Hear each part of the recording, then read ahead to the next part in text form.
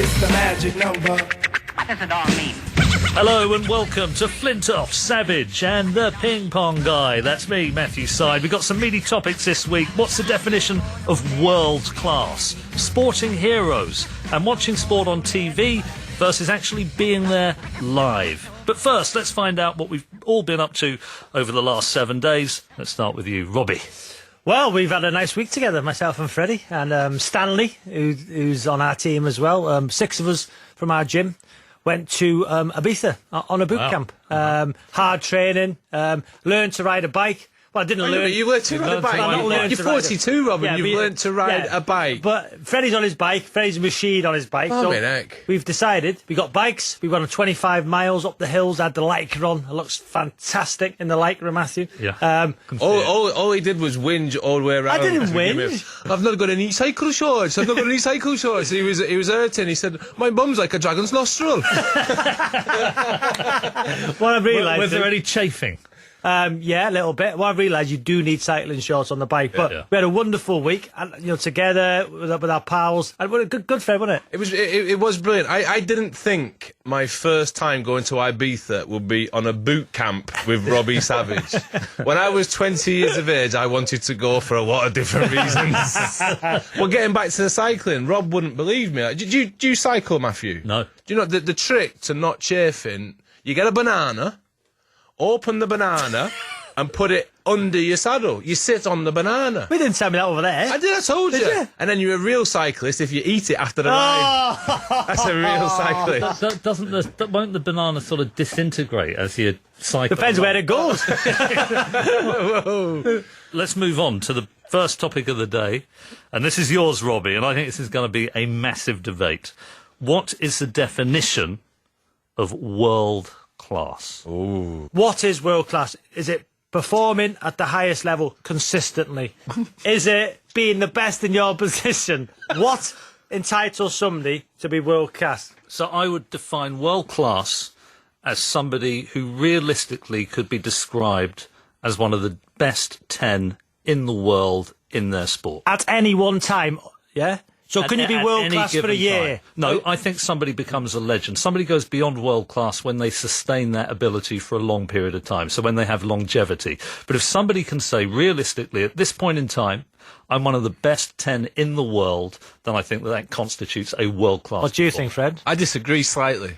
I reckon world class is someone who performs on the world stage at the highest level for a period of time. Doesn't necessarily have to be the best or the top 10. When I look at world class, I think of a large group of people who performed over a period of time. Above that, you've got your greats. What about having charisma, personality? Does that come into it? For me, yes. Really? I think the way... Not for you, Rob. Sport is partly about how it makes the observer feel. Think of Ballesteros as a golfer. He probably wasn't as good as Nick Faldo, but he changed so many people around the world, inspired them because of his wonderful maverick tendencies, the way he hit the ball. He brought a charisma to golf, and I think that is part also of what constitutes greatness. I'm not sure. I think world class is about performance. I think you get all these add-ons where you have a bit of character, a bit of personality. I think that's a bonus. You don't think Botham had that? Oh, Steve Davis. Steve Davis. Oh, yeah. It was dishwater, isn't it? Steve Davis. Oh, they got the best fans in that sport, I'll tell you that. He's the first autograph I ever got. Really? Steve Davis. I was with my mum and my auntie Ennis coming out the Preston Guildhall. Seriously, my mum's mate Susan used to work there and get cheap tickets or free tickets. So we went in, we're coming out the Guildhall. I've just watched Steve Davis against someone else. Can't remember the name. Did you get carried out? Yeah, I did. I was only 6. Yeah. So I've come out, Steve Davis is there, I've got my programme. So I said, can I have your autograph? My mum's held me up, my auntie Ennis, picture, Lancashire Evening Post, first time I've ever been in the paper as well. Oh, there you go, Steve Davis. So let's throw names out there, yeah, in all our sports and in the, right. So football, we said greats, legends, right? So I'm going to go Ronaldo. So for you, this is a different category. The greats and the legends. Yeah, because let's not get confused. So Maradona. That's a bit rich, isn't it? Maradona, Pele, Messi, greats, yeah. I would say, to a point, R9, the fat Ronaldo, which he's now called, was a great. He was incredible, absolutely incredible. So then we got world class below it. So Suárez, World class, does it in big games, does it in big moments, does it consistently, done it in the Premier League, done it in the Liga, done it for Uruguay. Yeah, Neymar, you would say the same. Agreed. In the Olympics, he was magnificent. In the World Cup in his own country, he got injured. He was magnificent for Barcelona. Gareth Bale, would you say he's world class? Yeah. David Beckham, I don't think's world class. Oh, controversial. David Beckham. Well, Matthew's going to defend him. He wants to write his next book. Reason being, saying David Beckham, brilliant player. I think he comes below the Suárezes, the Giggs. I would say Scholes is world class. Yeah, Zidane. Scholes is. I would say Beckham was probably the best crosser of the ball in the world at a time. And people say the goal against Greece, people saying he'd done it regularly. But I just think that... But was David Beckham, my stats might be wrong, not the most capped English player? So if he's the most capped English player, if he's played all them games for England, how is he not world class? And also, think back to 98-99. He got sent off for England against Argentina, last 16 of the World Cup. Bounced back superbly well. Oh, not just bounced back well. The 98-99 season, United won the treble. Beckham was a rock in that team. An extraordinary set of performances. He actually came second in FIFA World Player of the Year that season. When people said he'd be destroyed by the adversity, the animosity, the vilification, he put in a set of quite extraordinary performances. And for me, Freddie's right. He didn't just do that once. He was consistently that good. So Rooney, who's now overtaken Beckham as the most outfield capped England player, was Rooney world class? He is world class. He is, He is. I don't think he is now. Oh, I'd say was. Well. But yeah, I think Rooney would share that attribute with Beckham. Don't forget, Robbie, you're saying that he's a good crosser of the ball. Think of the work ethic he put in, game out. You know, he ran through the bleep test twice, as you know, when he was in the class of 92 for Manchester United. I could run, I wasn't world class. Yeah, but he ran through the bleep test twice, and you look at the number of the stats on the amount of energy he put in. Zidane said when he joined Real Madrid, you don't realise the effort that Beckham expends every single game and the amount of desire he transmits to the rest of the team until you actually play alongside him. Beckham, unequivocally, world class. You know, World class. So I will say, for periods or for a game, I put in world class performances. You did. Why What? It's Matthew. He's being a... What do you mean? What do you mean? You did. So hang on. So you've got the legends. Yeah. Then you've got the world-class people. Yeah. And you're in that... First and foremost, I think the term world-class from this country is thrown about too much. Does age come into it? Can you be world-class at 20, 21? But I think that world-class you get over a period of time. So I if you're agree. 21, 22, if you played since you were 16, possibly. But you grow into that. So Michael Owen, for instance. Won the Ballon d'Or? Yeah. Yeah. Was he world-class? Yeah. I think he was for I a think he period was. of time. He was one of the most brilliant strikers in the world. I don't think you would say that about him towards the tail end of his career. We'll just rewind for a second, Rob, because I think you said a bit earlier that you thought that you were world-class. No, I didn't just say want to that. go through that. I didn't say that. I said there was times in my career when I put in a world-class performance. How many games did you play for Wales? 39. So you played 39 games on the world level. Yeah. How many of them games went well? No, why are you laughing, Matthew? I'm going somewhere Why are with you this. laughing? Sound like Jeremy Paxman. I reckon I played probably 20 times. So that's if you played 20 times the world stage, you're world class. Hang on. You're now saying that Rob was world class. We played for Wales. I know it's Wales, but he played for Wales twice. Did you win any of them games? How many of them games did you win? A few. Have you? Yeah. What? So I man-marked. Gianfranco Zola was world-class. Yep. Right? World-class. And I man-marked him when I played for Leicester against Chelsea. I was designated, you man-mark him, don't worry about the ball, just stay close to him. So I stayed close to him. Was that the sense here? Yeah. Don't worry about the ball. Yeah. Don't worry about the ball, do what you're good at, son. If it comes near you, just run out of the way. Yeah, seriously. If he stood on Don't the touch it, Rob. Don't touch it. We're trying to play football. Don't touch the ball, Rob. So if he stood on the touchline, I'd go and follow him. Didn't care. Sammy's get off the ball. So I man-marked him. He was world-class. He got taken off after 60 minutes. We won the game 2-0. So on that day... How many times did you touch Yeah, it? not many. But on that Is that day... your best game? Seriously, I'm getting a bit embarrassed here. So for that game, I was world class. You're world class at running next to someone. I could run. It was a world class performance. But I wasn't world class. I was not world class, but it was a world class performance. I followed this team there. Freddie's on the floor. But seriously. Just laughing. Sorry. Seriously. Yeah. So, another one, Mesut Ozil. He's won the World Cup. He played for Real Madrid. He's got great assists for Arsenal. Is he world class? I think for me, that's more difficult. I think. How is it difficult? Because even though he won the World Cup and he was fantastic, I don't think he's consistent enough to be described as world class. For me, too often, when I've watched him play against high-level opposition in the Premier League, he's gone missing. And I think that being able to do it consistently is a big component of whether you're going to assess somebody as world-class. I don't dispute he's a fine player. And on his day, his creativity, his ability to unlock his teammates and to put them into goal-scoring positions is fantastic, but not quite world-class. So the world-class debate obviously moved on to cricket then. Yep. Is cricket more, Fred, about the stats, how many wickets you've taken, how many runs you've made? Who's world-class in cricket? Yes and no. I think sometimes in cricket, your stats don't tell the whole story. You can score 100 or a 200 in a game where you get beat. You can take wickets when it doesn't matter and it's shallow. And I've played with people like that who do it. However, I think there's only ever been a handful of greats in cricket. You talk about the term banded around too often. Great is, for me, there are greats. Sachin Tendulkar. Yeah. There's no debate. Ricky Ponting. No debate.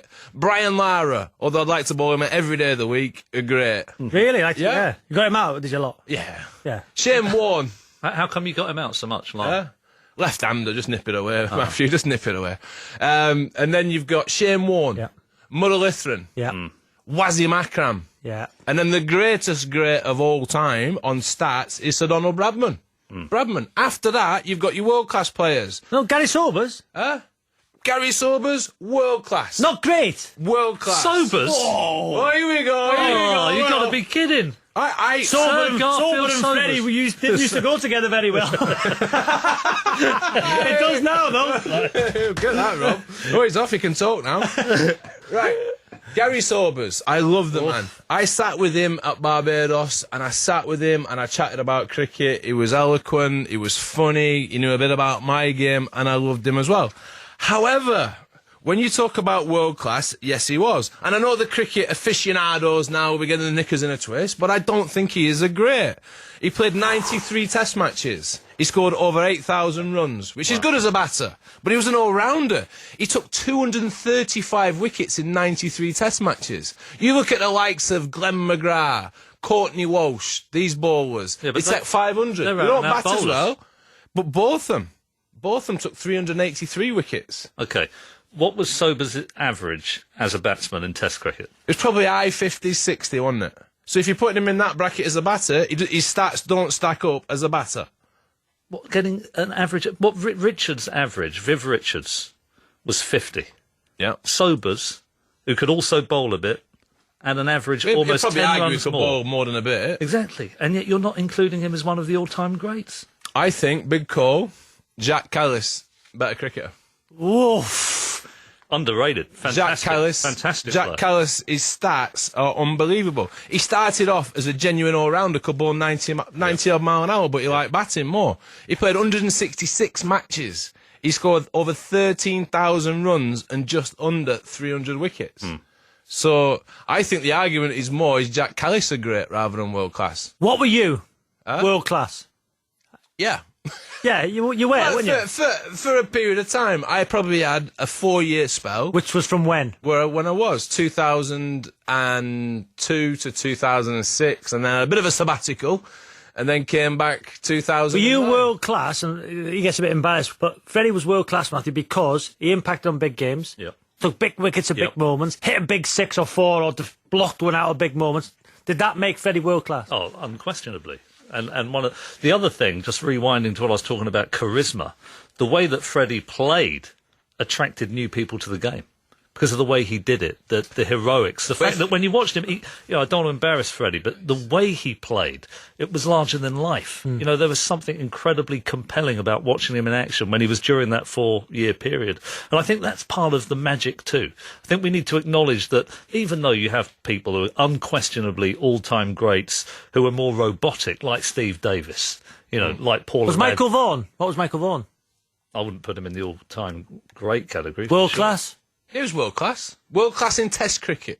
Right. Struggled a bit in one-day internationals. Test cricket, world class captain. You can't. Is that where it's changed now from Fred for you? So well, for me, the best players can play everything. Really? You look at the best players in the world now. You're Virat Kohli, probably the best player on the planet right now. Steve Smith just behind him.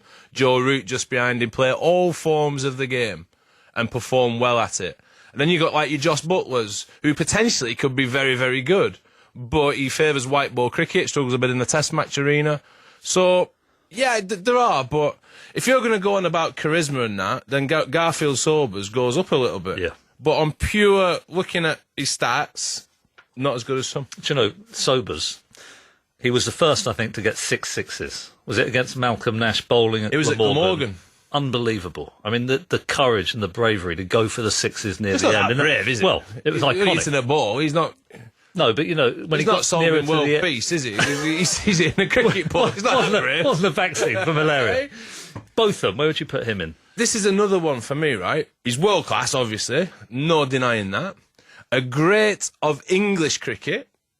But I think the bar when you talk about greats of English cricket is lower than the rest of the world. I don't think he's a great of world cricket. I only think we have got 2 greats of world cricket, potentially. One of them is Jimmy Anderson. If you look at Jimmy Anderson's record, he could potentially end up taking as many wickets as Glenn McGrath, Courtney Walsh, all these guys. He could get 500-plus wickets in Test cricket, which is a great on the world stage. Not by England, on the world stage. The other is Alastair Cook. Alastair Cook could beat Sachin Tendulkar's record for Test runs. Yep. That makes him a great of the game. Botham, yes, great of English cricket, but not world cricket. Who do you think world class as a footballer? Give me some names. Throw some names out as a world class. I'll tell you somebody you didn't mention, who I don't think is world class. I think is a true great, and is someone massively underrated, both by pundits and by the footballing public. Is Iniesta. He has won major competitions. He's won the Champions League. World Cup final. He adds. Scored, he scored in the World Cup final. He's often player of the match, player of the competition at the biggest events. He, I think, is one of the true legends, one of the all-time greats. Let me throw this name out there. Yeah. Gary Lineker was an England great. Yep. Was he world class? Undoubtedly. Got the Golden Boot, didn't he, in '86? Yeah. He scored crucially against Germany. Would he have got into a World 11? Depends on who was selecting the team at the time, but I think if you wanted somebody who was able to have that sort of instinct of an assassin, who just saw the world through the prism of scoring goals, didn't think about anything else, he wasn't adding a great deal to the rest of the team, he wanted to score goals, he was brilliant at that. Do you think age then does come into World Cup? Remember Pele, 1958 World Cup? Yep. How old was he? 16. Very young. Would he have been world class at that time, or? No, probably not. No, yeah, potential. Potential. All right, and one more name from cricket. Yeah. Kevin Pietersen. It's been... He gets that reaction a lot.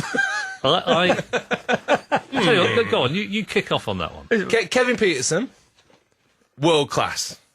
Right? World class. You can't argue. 104 matches. Scored over 8,000 runs. 181 matches in the shorter form of the game. His stats do stack up. However... I love the however. With Kevin, world class. Didn't go on to be a great. Not in the bracket of your Pontins and your Tendulkars and your Laras. Could have been. But the problem with Kev is his career was ended for whatever reason. We've heard one side of it. We've not heard the other side of it. And I wouldn't want to be in Kevin's position because... he was touching greatness. He was that close to doing it. If he'd have kicked on for another 3 or 4 years, his name would have been etched in cricket in history. And now he commentates on IPL. So here's a question for you. Is greatness in a team sport also... That was withering.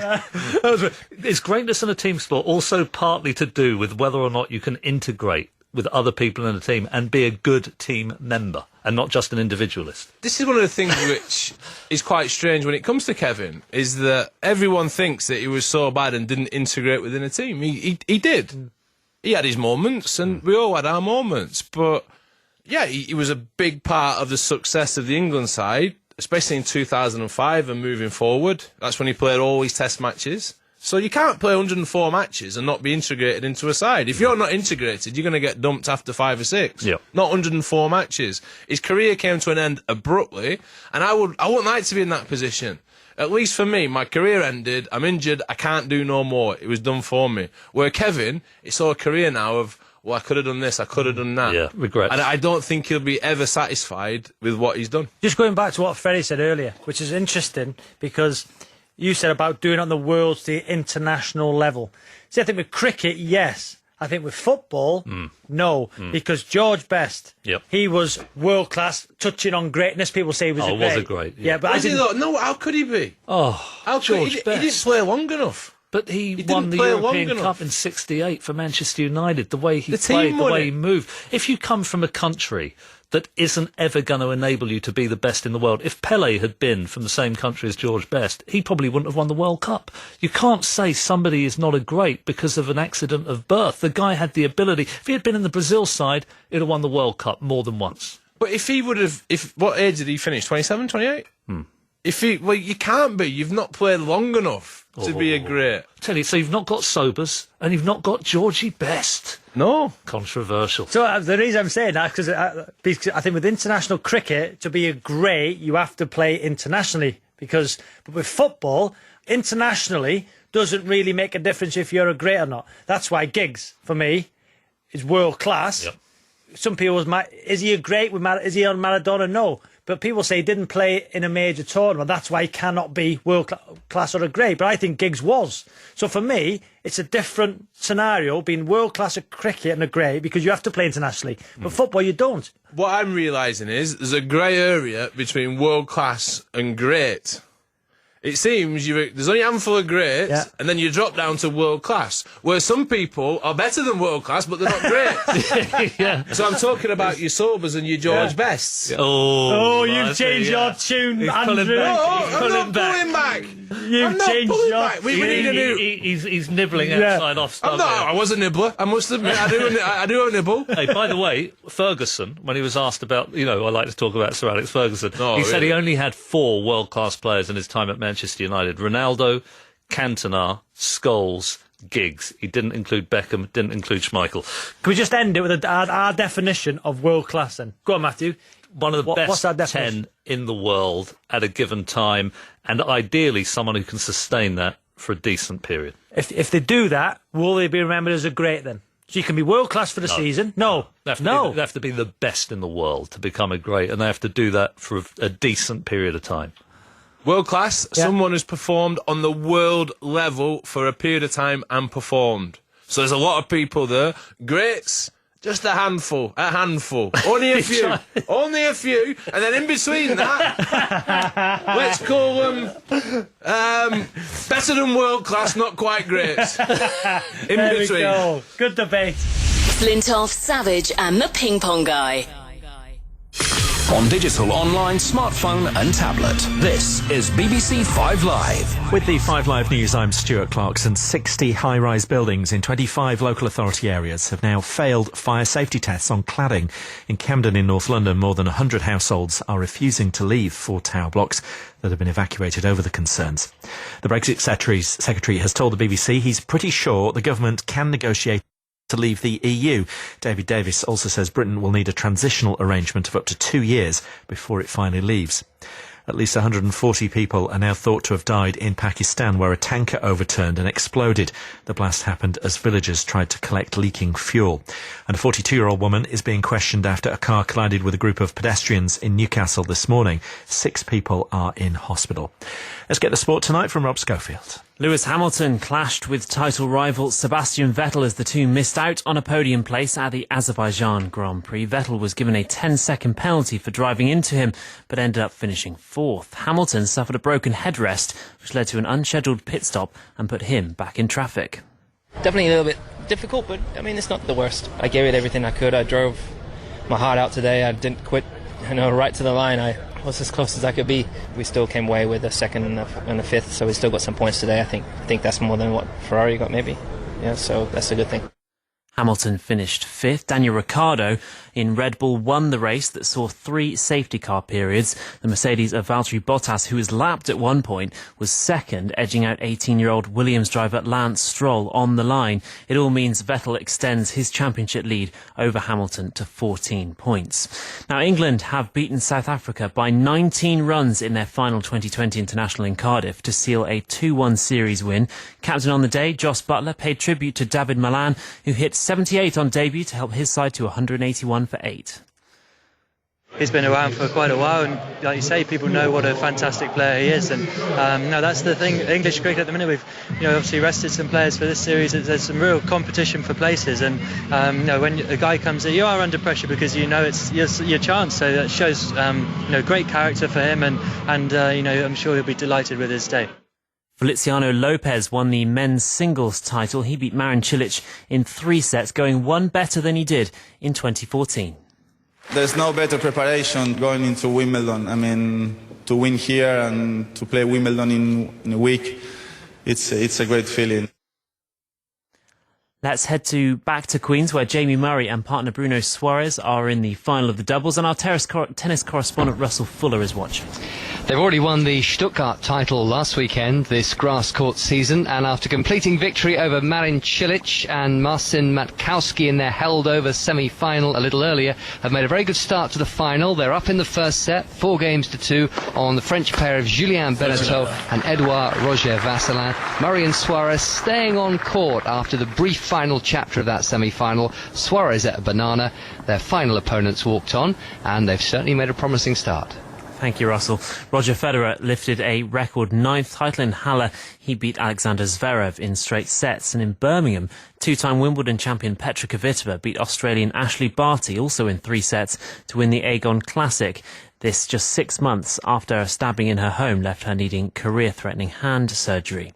Rory Best will captain the British and Irish Lions against the Hurricanes in Wellington on Tuesday. It's the final preparation game before the second test against the All Blacks on Saturday.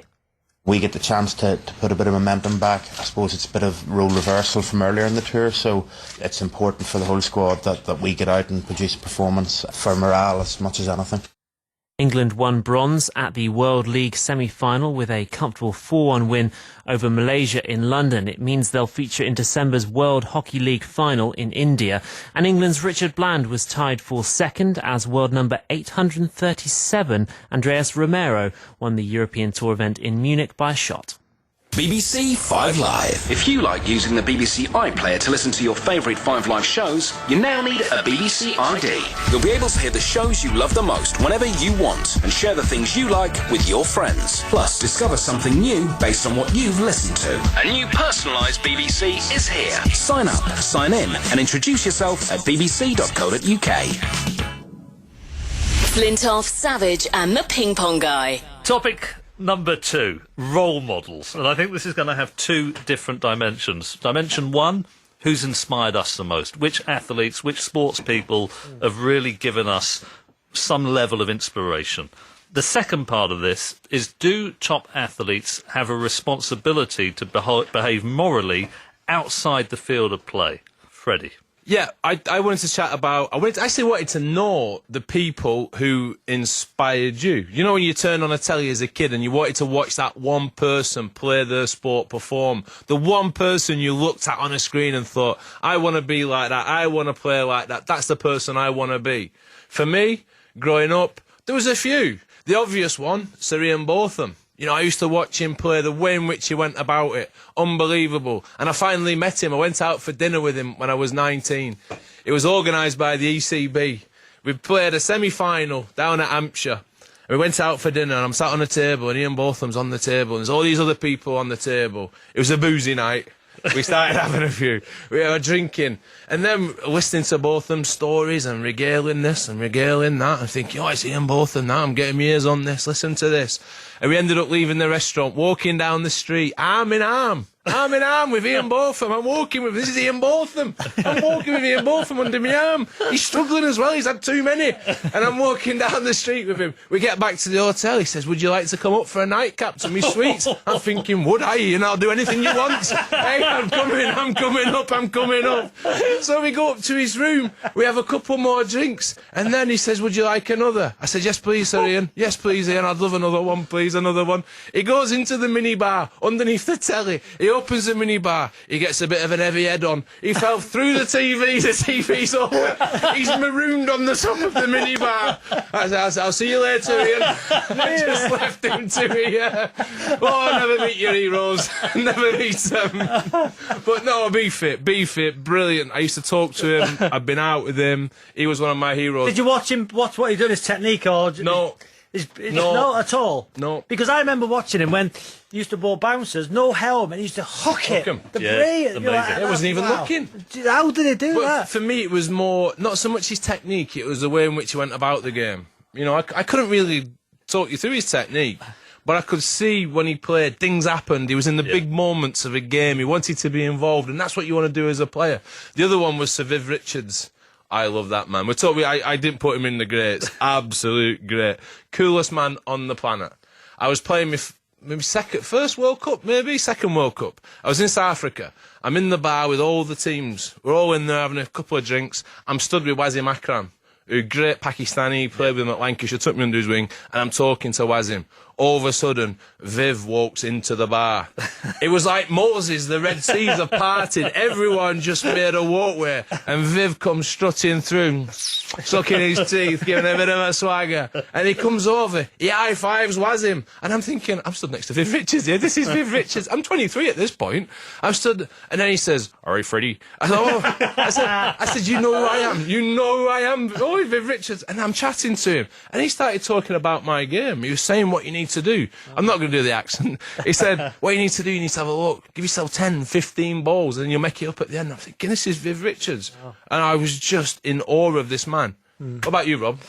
My hero growing up, obviously being from Wrexham, watching Wales, so Ian Rush. I love Ian Rush. So nobody knows who I support, right? And I've never given my allegiance to any club, because what I do now, if you say you support them, you get criticised, blah, blah, favouritism. So as a kid growing up, I supported Liverpool when I was from the age of 6, 7, 8. My brother was a Manchester United supporter. And Ian Rush. I loved Ian Rush because of the Welsh connection at Liverpool. And I even turned up to my Manchester United trial in an Ian Rush shirt, you know, because I loved the guy. But then when I went to United, it was Mark Hughes.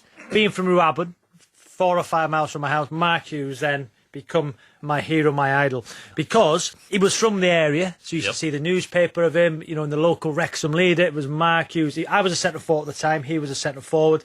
And I remember the first day I met him, and I still get this now. Even he managed me. He bought me, one of his first signings for Blackburn Rovers in his club career. And how much? 3.1 million it was at the time. 3.1 million? What a bargain that was. Bargain? What a bargain it was.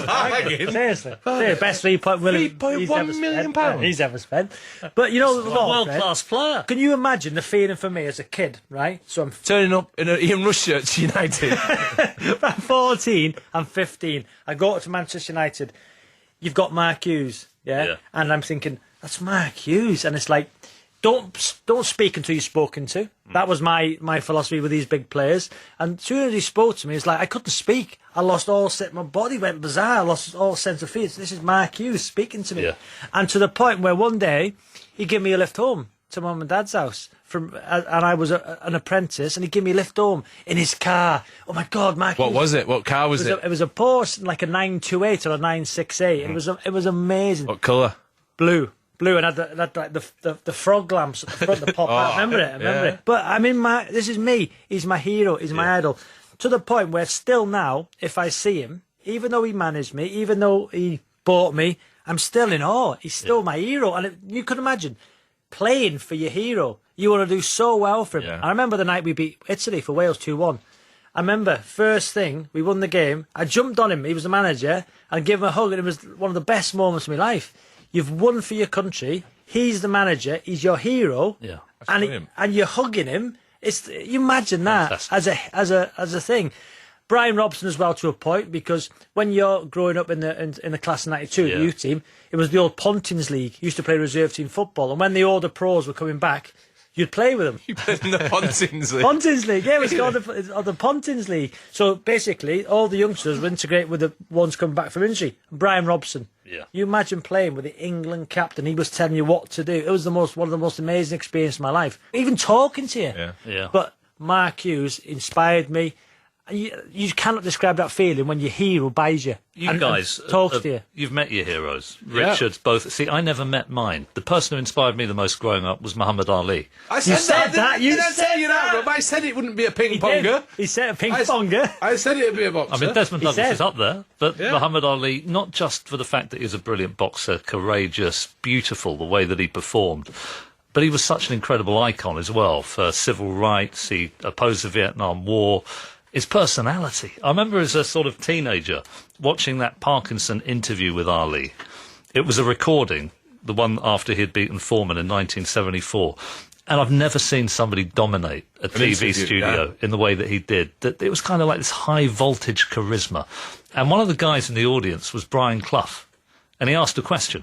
And Clough is a charismatic person, but Ali just dominated it. And for me, I wanted to meet him. When I was at university, he came and did a book signing at Blackwell's in Oxford, but I was away playing a tournament, so I didn't see him. Olympic Games in Barcelona, he turned up, but I wasn't there at the time that he was in the Olympic Village, so I didn't see him. And all the way through my life, I've wanted to meet him. I've met his wife. I interviewed Angelo Dundee. I've interviewed Joe Frazier, Foreman, many of his best opponents. Never got a chance to meet the man himself. I think if I'd have met him later on in life, he was under the affliction of Parkinson's disease. It wouldn't have had the same impact. But for me, if you had to pick one, we talked about greats. We've talked about world class. If there was one definitive athlete who embodied so much of what I think is important about sport, Muhammad Ali. I was resonating when Robbie was talking about going into the dressing room. I remember when I was 15, I went into the Lancashire dressing room. You knock on the door so you can go in the first team room. And I was stood there in the doorway. I was just looking round at all these players. I was looking at Neil Fairbrother. You know, Michael Atherton. I used to love Michael Atherton. Then Wasim Akram. I was 17 years old. Wasim Akram says, "You want to come to our house for a barbecue?" I said, "That'd be lovely." So I go around thinking that it's going to be everyone. I go out his garden, there's 4 chairs. One for him, one for his missus, one for me and my missus at the time. And I'm sat there in Wasim Akram's back garden in Altrincham having a barbecue. And I didn't have anything to say to him. I couldn't speak. But you ended up getting on pretty well with him, didn't you? So close. You know, people say don't meet your heroes. I'll just throw one table tennis player in. You know him, Freddie. Desmond Douglas. Oh, yes, Desi Dougie. He was the best player of my lifetime from the UK, and when I turned 15 I was just sort of nudging closer to the senior team, but nowhere near as good. I mean, Des was miles better than I was. He invited me to go and stay with him for a week at his home in Birmingham, and we trained every day, and Margie, his partner, cooked in the evening, and he was so kind, so helpful and so inspirational. He's been a massive figure in my life. You know, you can have people who are brilliant at what they do, but also nice people as well. And that brings us on to the question of role models. Do top athletes because they're looked up to by young people, do we, I say we, Freddie, you know, you're an iconic player. Robbie, you're a Premier League player too. Fantastic. I think you missed the word iconic out there. Table tennis, you know, not quite as high profile. But do you think that there is a moral responsibility to behave well in one's private life because you're looked up to by young people? Well, you're looking at me because I've done both. But you talk about icons and you talk about people living their life in the correct manner. The one person who stands out is Sachin Tendulkar. Every time Sachin Tendulkar walked out to bat, there's 1 billion people behind him in India. He walks out, you never hear a bigger reception. The pressure's on him all the time. His life outside the cricket field is scrutinised here, there and everywhere. And all he's done throughout his career is live the perfect life, I'm sure. No stories about this, that and the other. I used to play against him, and he's another of my heroes, Sachin. And I'd bowl at him, and I was fortunate I got him out a few times, but he brought the best out in me. I just didn't want to get him out. I wanted to impress him. I wanted him to walk away thinking, I tell you what, that Flintoff, he's all right, isn't it? And then when I batted and he was on the field, I'd play a good shot and I'd look at him for a nod of approval, which never came. But Sachin Tendulkar. Did you ever have anyone in your career come up to you and say, you know what, Freddie, You mustn't have a drink. You mustn't have a All laugh. the time, probably. How did you react to that? Always every day. Every night, that. You want to go to bed. Do you know what? I wasn't aware of it when I was younger. When I was younger, I wasn't. I was just I was having some fun. I was living life. All of a sudden, I started earning a bit of money, and I had all these opportunities on and off the field. And I thought, you know what, I'm going to take them. I'm going to have a bit of this. And then it was later in life. It was after, actually, the Pedlo incident. Well, I'm not going to name names, but I got done on the Pedlo, and it was on the back of a shocking few months for me, both professionally and personally. And then when I got home, I got chatting to a friend, and his lad had looked up to me for a period of time, and through my actions I started getting bullied a little bit at school because of what I'd been doing. Really? And then it dawned on me then, actually, it's not just about playing cricket. There's a wider world out there, people you want to come and watch you, people you want to get respect of. Yeah. You're not just playing for yourself and a bit of fun, but there's people paying, you know, at Women's Australia, people spent thousands of pounds to watch us get beat 5-0. My behaviour wasn't perfect.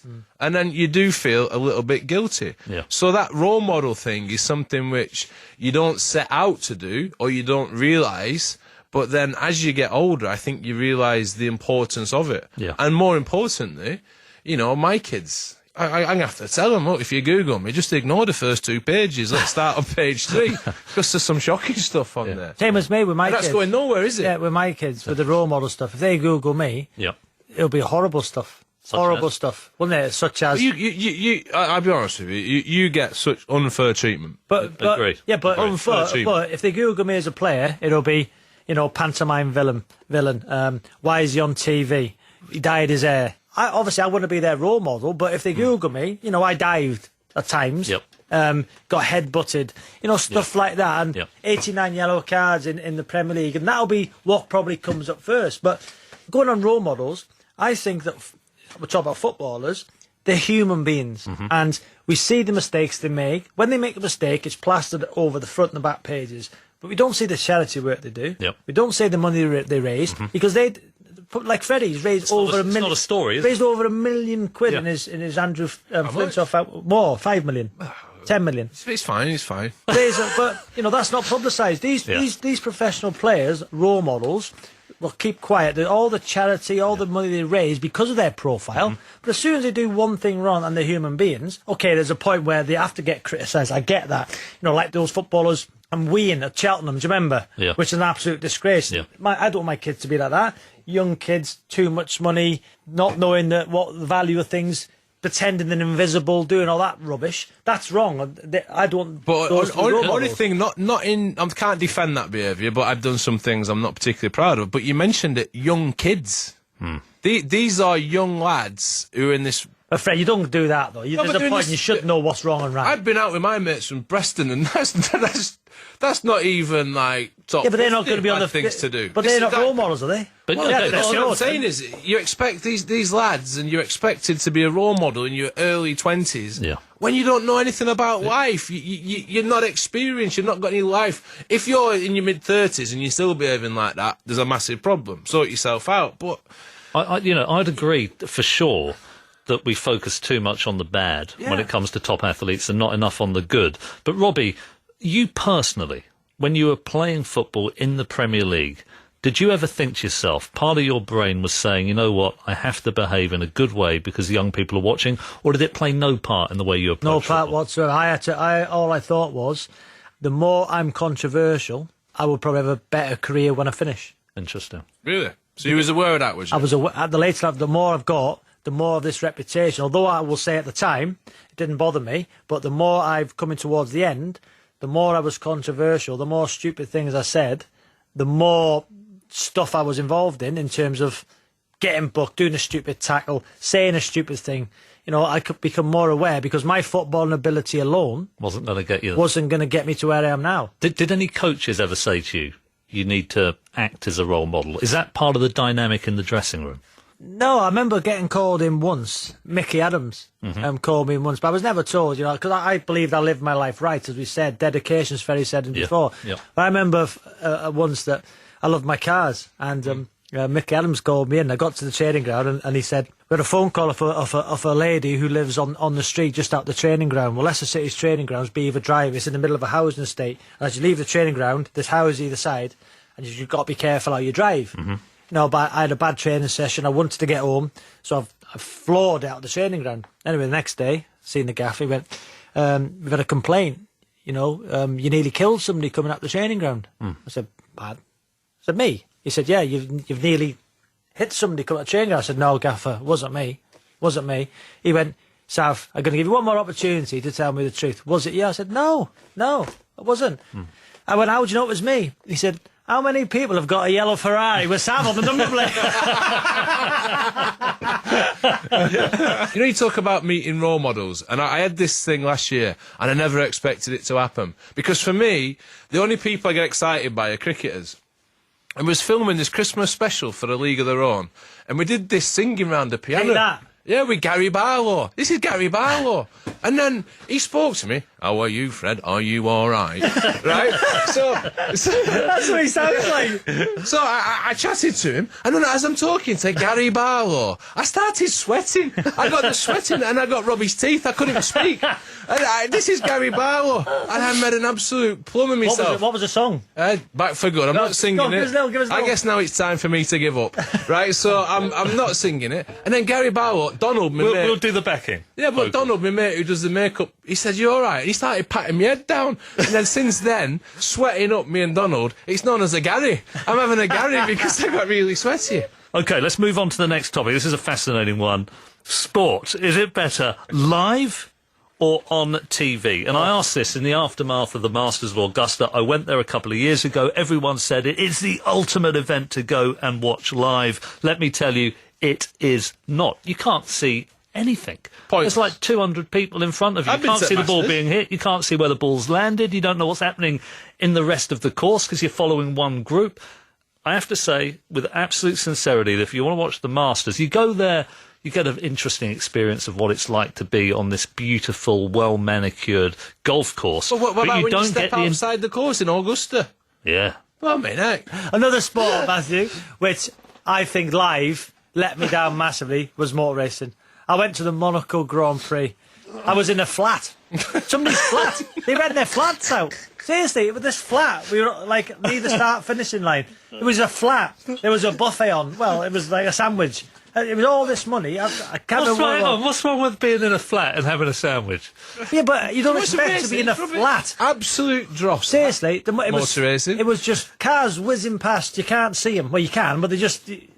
But they can't whiz past because they can't overtake. What's the rules? It's a race. You can't overtake. The most dullest sport I've ever been to live. Noisiest. Motor racing. And I tell you what, I mean, this might be a bit controversial. Test cricket. Oh, hang on. Live. Hang on. Don't even think about it. Don't even think about it. What, you're saying it's good or bad? Terrible. Test cricket, terrible. Terrible live. You know why?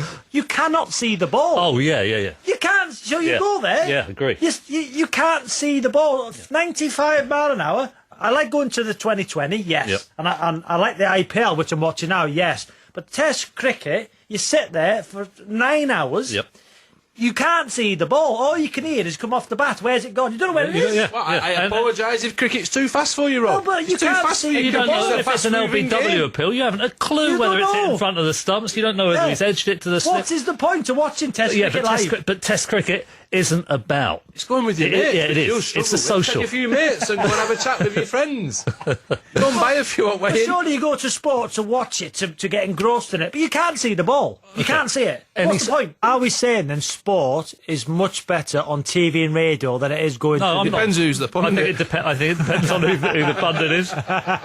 Depends on the sport. Television coverage has got better and better. HD, it's brilliant, yeah. Incredible replays, all of the stuff, the bells and whistles that you see on all the different broadcasters. And yet live attendances for sport is robust. It's still going up. Yeah. People want to go and have the live experience. I think maybe it's partly to do with the fact that it's a shared experience with other people and a live thing. People want to be there. One thing I don't understand, though, is that they're recording it with their iPhones half the time and not actually enjoying and experiencing it. But I find as well, it's just a bit of an hassle to get to these live sporting events. It is, the traffic, the queues on the motorway. You stood in traffic for ages. I do not bother. By the time you get there, I'm so frustrated that I've spent an hour and a half in a traffic jam that I'm just not interested in the sport. I just want to go home. And then you leave before end. The worst one's the marathon.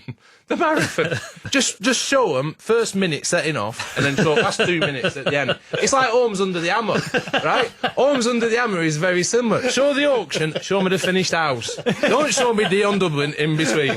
All right? Just the beginning and the end. That's all I need to see. The best live sport, still.